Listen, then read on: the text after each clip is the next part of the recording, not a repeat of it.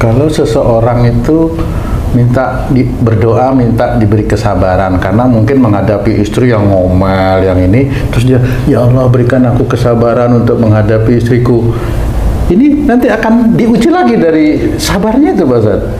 Kan kalau punya istri yang ngomel itu kan bentuk ujian yang dulu dipilih, kan gitu. Iya. Dipilih, kan nggak tahu, memang nggak tahu semuanya, tapi kan dari lisan, mamanya doa pengen menjadi suami yang sabar, lo kan berarti si istri itu akan begitu terus. Dah gitu ya. Lah kan mau jadi suami yang sabar kan terus ada ujian. Gimana? Jadikan saya imam yang soleh itu bisa malah berhenti, bisa, tapi juga harus mohon yang lain. Mohon yang lain, umpamanya dimudahkan istri saya menjadi solehah umpamanya, selamatkan istri saya ya Allah, kalau tidak bisa menjadi solehah selamatkan, bentuk yang bagaimana saya tidak tahu, agar dia menjadi solehah. Jadi nanti selamatkan agar istri saya menjadi solehah, itu nanti Allah yang ukur sendiri, kita nggak ngerti solehahnya di hadapan Allah itu kayak apa. Kalau memang dilihat ini kayaknya istri-istri ini bisa, ya bisa terbentuk nanti. Dia akan mengalami suatu kasus yang dia trauma sehingga akhirnya mulailah dia nurut sama imamnya, kan begitu. Tapi kalau memangnya dilihat oleh Allah Ta'ala nggak mampu, ya selamatkan ya Allah, ya beda itu tetepan. Apa itu selamatkan? Si istri bisa aja pergi ke alam kubur, meninggal. Ya. Jadi itu Allah yang ngatur, bukan kita. Cuma kalau memang kita tidak berani yang aneh-aneh, ya mohonlah, ya Allah mudahkan keluargaku, aku, istriku dan anak-anakku, mudahkan keluargaku menjadi keluarga yang sakinah, mawaddah, warahmah. Nah, Allah yang ngatur nanti. Oh iya. Kan seperti itu. Mudahkan ya Allah, mudahkan ya Allah, mudahkan ya Allah. Jangan sampai apa yang diperbuat istriku menjadikan imanku luntur kepadamu. Lah ini kan beda sudah nih. Ini sudah permohonan nih. Jangan sampai apa yang dilakukan istriku menjadikan imanku luntur kepadamu ya Allah. Mudahkan keluargaku menjadi keluarga sakinah mawaddah warahmah. Itu aja ringan. Bukan minta sabar gitu Pak Ustaz. Nah, kalau minta sabar ya diuji terus. Waduh. Kan seperti itu. Apalagi minta diselamatkan ya. Ya kalau suami istrinya juga minta selamatkan suaminya gitu. Karena dia kan sama, nanti matinya dua-duanya bareng kan gitu ya. Jangan. Ustaz tadi kan Ustaz jelaskan tuh, kalau setelah berdoa dia menurut di mata manusia tuh dikabulkan lah, apa yang dia minta tuh dikabulkan.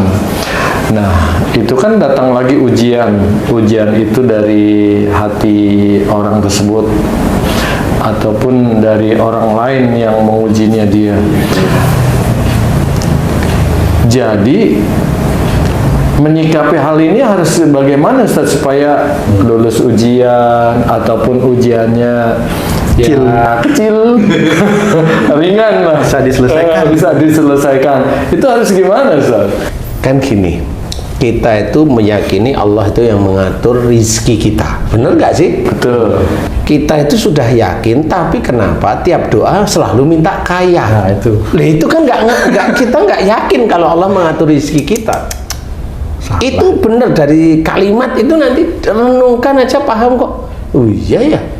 Jadi saya nggak yakin Allah mengatur rezeki saya. Akhirnya kan begitu kalimatnya. Nah, dengan kata lain kita nggak boleh meminta rizki dong berarti. Begini, meminta rizki itu boleh. Tadi saya bilang apa? Kita minta kaya. Kan beda. Karena rizki banyak. Karena rizki kan banyak, sesuatu yang baik dari Allah Ta'ala. Tidak hanya berupa harta. Jangan bilang tidak hanya berupa harta. Nanti oke, saya akan menyelesaikan ini. Tidak hanya berupa harta. Oke, kan gitu ya. Sebenarnya rizki itu harta yang memang tidak sebegitu berapa, tapi keluarganya rukun dan bisa makan sehari-hari. Rizki nggak itu? Rizki, kebahagiaan atau ketentraman. Nah, tapi orang Nafsunya itu tidak kuat dia, inginnya kaya, karena ada keinginan yang mau dicapai. karena ada keinginan yang mau dicapai oleh dia menurut nafsunya dia sendiri, sehingga keinginan itulah yang maunya didoakan kepada Allah Ta'ala, sehingga dia minta bantuan dengan para ustadz atau para kiai itu. Begitu caranya, dengan bantuan mereka. Saya nggak mau yang begitu, saya nggak mau, saya nggak mau. Karena apa ya? Karena memang kalau memang dia sudah ikhtiar, alhamdulillah, lanjutkan aja ikhtiar. Berdoa aja, mohon dimudahkan dalam mencari rizki halal, thayyib, mohon dimudahkan. Cukup kok, nanti Allah yang ngatur. Nggak terlalu muluk-muluk, daripada minta kaya, daripada minta sukses. Nggak ada kesuksesan itu. Rabbana atina fid dunya hasanah. Ini mohon ini. Ya Allah, berikan aku kebahagiaan di dunia. Di dunia bahagia itu kaya bukan sih sebenarnya? Kan gitu. Semua doa yang dipanjatkan kepada Allah Ta'ala itu nggak akan bisa selesai pada waktu Allah sudah mengabulkan atau istijrat dari Allah Ta'ala. Kan kita nggak tahu. Allah itu nggak pernah membisikin manusia yang ingin kaya, dibisikin, ini hartamu istijrat ya. Kan nggak pernah. Kan gitu. Wah, itu kan nafsu sebenarnya. Itu kan nafsu. Minta kaya, minta harta itu kan nafsu.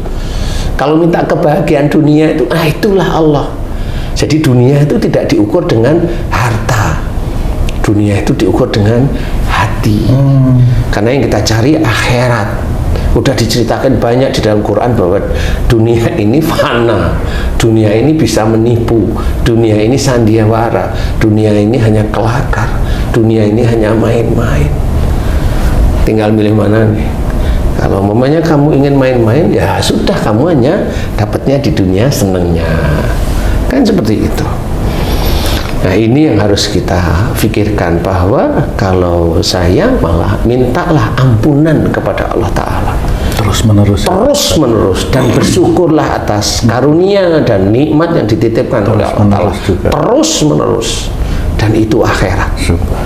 Ampunan itu akhirat. Bersyukur atas nikmat dan karunia Allah itu akhirat, bukan dunia. Harta nggak perlu, yang penting kita ikhtiar. Kan seperti itu, sehingga kita nyaman. Nah, di titik itulah sebenarnya nanti ujiannya, kata Haji C, ujiannya ya insya Allah nggak berat-berat, kan gitu. Kalau Haji C tadi gimana caranya ujian nggak berat, ya begitu caranya. Jadi seseorang yang diizinkan oleh Allah Ta'ala dikabulkan doanya, terkabul, ingat ya, itu bukan selesai, itu bukan ending. Jadi itu baru permulaan permainan, ujian demi ujian yang mengerikan disiapkan.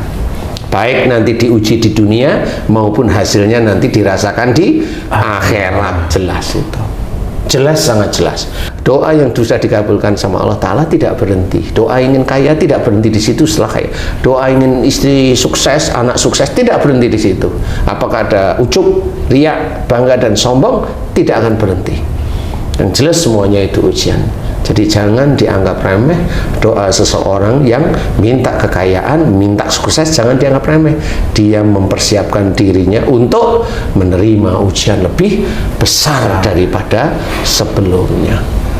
Ya, mudah-mudahan ini bisa menjadi manfaat. Apakah hanya minta kayu sukses dan sebagainya, atau kita memang benar-benar sesuai dengan Rabbana atina fid dunya hasanah wa fil akhirati hasanah wa qina adzabannar.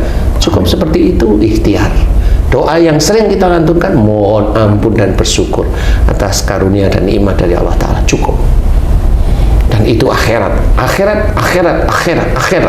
terus-menerus akhirat. Salah nggak salah kita mohon ampun, salah dan salah kita mohon ampun, dosa nggak dosa kita mohon ampun. Karena kita tidak tahu catatan dosa, karena tidak pernah malaikat atid itu ngasih rapot kita, ini loh dosamu jumlahnya sekian, nggak akan pernah. Jadi lebih baik kita itu tahu dosa kesalahan kita daripada kita bangga dengan ibadah-ibadah kita. Bangga dengan ibadah kita itu tetap dinamakan sombong dan pasti masuk neraka. Mudah-mudahan manfaat bagi diri kita sendiri maupun bagi saudara kita yang beriman. Amin. Amin ya rabbal alamin. Wallahu a'lam.